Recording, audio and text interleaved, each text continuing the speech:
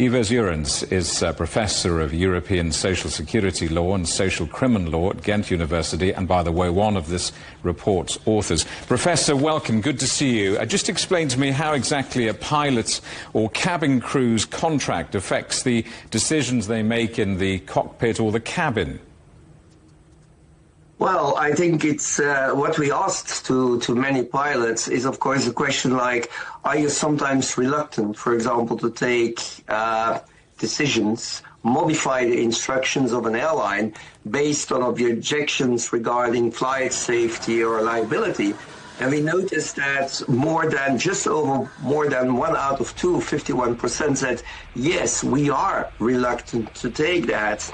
And if we ask the same question like, does your employment status has an impact to taking such a decision? Indeed, 4 out of 10 says, yes, this has an impact on us. So they clearly demonstrate, and this has increased a lot when we compare to 10 years ago, that there is an impact between a relation between your employment situation and the decisions that pilots, for example, take. You also talk about EU loopholes in this report surrounding which country staff members are based in. What effect does that have on safety? Well, in aviation, there is a very important connecting factor, which is the home base.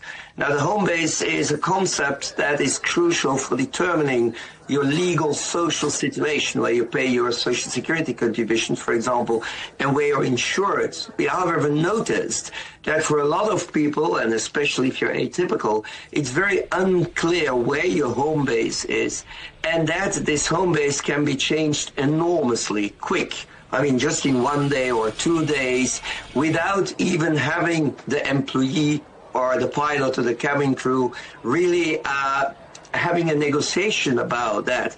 And of course, if you're insecure, you feel under pressure, and then has also a link with safety issues about that. So there is a need to clarify the legal situation and to not only clarify and to define it much better, to offer security. Can you really draw a link from all of these people understandably complaining about feeling pressurized and real-life on-air accidents? Well, of course, there's no causal link. Let's be very clear. Until now, I mean, pilots, cabin crew are professional people. So we're not going to state that there is until now a plane crash just on the basis of this. On the other hand, what we noticed, that there's a clear correlation between this element, and that we should take this into account. There's no need, of course, to wait until once a plane would crash to take action and to take this into account. And that's our plea also for the legislators and the policymakers all over Europe and worldwide. Professor, good to see you. Thanks so much for your time.